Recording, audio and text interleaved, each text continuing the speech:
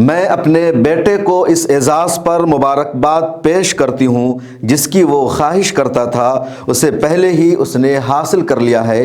Hamas کے نائب سربراہ صالح العروری کی شہادت کے بعد یہ کہنا ہے ان کی والدہ کا۔ الجزیرہ سے بات چیت کرتے ہوئے انہوں نے کہا، اللہ نے میرے بیٹے کو قبول کر لیا ہے۔ دوسری طرف صالح العروری کی بہن ام قتیبہ کا بیان سامنے آیا ہے جس میں ان کا کہنا ہے، میں فلسطینی عوام کو اپنے بھائی کی شہادت پر مبارکباد پیش کرتی ہوں۔ وہ ہر سجدے میں دعا کرتے تھے، اے اللہ مجھے شہادت کی موت عطا فرما، اور آج اللہ نے اسے قبول کر لیا ہے۔ ان کا خواب تھا، ان کا سپنا تھا فلسطین کی آزادی، اور فلسطین کو آزاد کرانے کی کوشش میں آج وہ شہید ہو گئے ہیں۔ ان کی شہادت رائے گاہ نہیں جائے گی۔ محمد صالح العروری کی شہادت کے بعد خطے میں کشیدگی اور بڑھنے کے امکانات پیدا ہو گئے ہیں۔ حماس نے واضح لفظوں میں اب اسرائیل کے ساتھ کسی بھی طرح کا سمجھوتا کرنے سے انکار کر دیا ہے اور کہا ہے ہم جب تک بدلہ نہیں لیں گے اس وقت تک اب کسی بھی قیدی کو ریلیز نہیں کیا جائے گا۔ اس ویڈیو میں ہم یہ جانتے ہیں محمد صالح العروری کون تھے، کیوں اتنا اہم ہے، اور کس وجہ سے حماس نے اتنی بڑی دھمکی دی ہے اسرائیل کو بدلہ لینے کی۔ محمد صالح العروری کی جو تاریخ سامنے آئی ہے اس کے مطابق 9 اگست 1966 میں ان کی پیدائش ہوئی۔ العرورہ بستی میں جو رام اللہ کے قریب ہے وہیں وہ پلے بڑھے۔ الخلیل یونیورسٹی سے انہوں نے تعلیم حاصل کی اور وہیں حماس کو جوائن کر کے 1987 میں انہوں نے اپنے سیاسی کیریئر کا آغاز کیا۔ اس کے بعد جب حماس کی عسکری ونگ عز الدین القسام بریگیڈ کی جب بنیاد پڑی تو اس کے بانیوں میں وہ شامل ہو گئے۔ مجاہدین کو انہوں نے تیار کیا، ان کو ٹرین کیا، اور اس طرح فلسطین کی آزادی کے لیے مسلح جد و جہد کا وہ حصہ بن گئے۔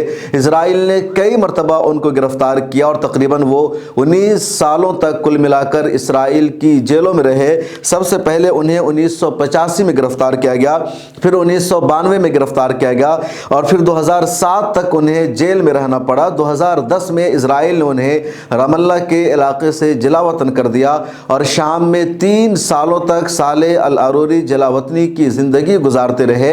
پھر اس کے بعد وہ بیروت آ گئے اور بیروت میں وہ حزب اللہ اور حماس کے درمیان سب سے بڑے اور اہم رابطہ کار بن گئے۔ مذاکراتی ٹیم کا وہ حصہ ہوتے تھے اور زیادہ تر جو مذاکرات ہو رہے تھے اس کو صالح العروری ہی لیڈ کر رہے تھے۔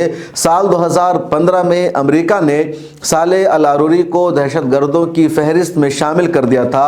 ان کے سر کی قیمت $50 لاکھ مقرر کی تھی، انعام طے کر دیا تھا۔ سال 2014 میں العرورہ بستی میں ان کا جو گھر تھا اس گھر کو اسرائیل نے تباہ و برباد کر دیا تھا، لیکن صالح العروری جھکے نہیں بلکہ وہ فلسطین کی آزادی کے لیے، مسجد اقصی کو آزاد کرانے کے لیے لڑتے رہے، ڈٹے رہے۔ سال 2017 میں حماس کا جب الیکشن ہوا تو یہ پولیٹیکل بیورو کے نائب چیئرمین یعنی ڈپٹی چیئرمین منتخب ہوئے اور اس کے بعد بیروت کے دفتر میں مستقل طور پر قیام پذیر رہے اور وہیں سے ساری سرگرمیوں کو انجام دیتے تھے جنہیں کل رات اسرائیل نے ایک بزدلانہ حملے میں شہید کر دیا ہے۔ اسرائیل نے پچھلے دنوں یہ اعلان کیا تھا کہ غزہ پٹی میں 3 مہینہ کا وقت گزرنے کے باوجود بھی اس کو اپنے ہدف میں کامیابی نہیں ملی ہے، اس لیے اسرائیل اب اپنے پرانے طریقہ کار پر عمل کرتے ہوئے فلسطینی علاقوں سے باہر حماس کے جو رہنما رہتے ہیں ترکیہ میں، قطر میں یا لبنان میں یا جارڈن میں، تو ان علاقوں میں یہ ٹارگٹ کلنگ کے ذریعے ان پر حملہ کرے گا، ان کو نشانہ بنائے گا، اور اسرائیل نے اسی پر عمل کرنا شروع کر رکھا تھا اور لبنان میں اس نے ایسا کر دیا ہے۔ ترکی، قطر اور دوسرے ممالک میں اسرائیل کے لیے ایسا کرنا بہت مشکل ہو جاتا ہے، لیکن لبنان خانہ جنگی کا شکار ہے، لبنان کے پاس اپنی آرمی نہیں ہے۔ دوسری طرف لبنان کو امریکہ نے تقسیم کر رکھا عیسائی اور مسلموں کے درمیان، تو اس لیے لبنان میں بہت آسان ہو جاتا ہے اسرائیل کے لیے اس طرح کا حملہ کرنا، اور اس لیے بیروت کے نصر اللہ ہادی چوک کے علاقے میں جہاں دفتر تھا اسی دفتر پر حملہ کیا گیا، ڈرون سے نشانہ بنایا گیا، اور اس طرح القسام بریگیڈ کے 2 کمانڈر کے ساتھ ساتھ صالح العروری بھی شہید ہو گئے۔ حماس نے صالح العروری کی شہادت کا بدلہ لینے کا اعلان کیا ہے، جنگ بندی پر سمجھوتا کرنے سے انکار کر دیا ہے۔ اب دیکھنا یہ ہے کہ آگے یہ مرحلہ کب تک پہنچتا ہے۔ ان کی وفات پر یا ان کی شہادت پر ہر طرف بے چینی ہے۔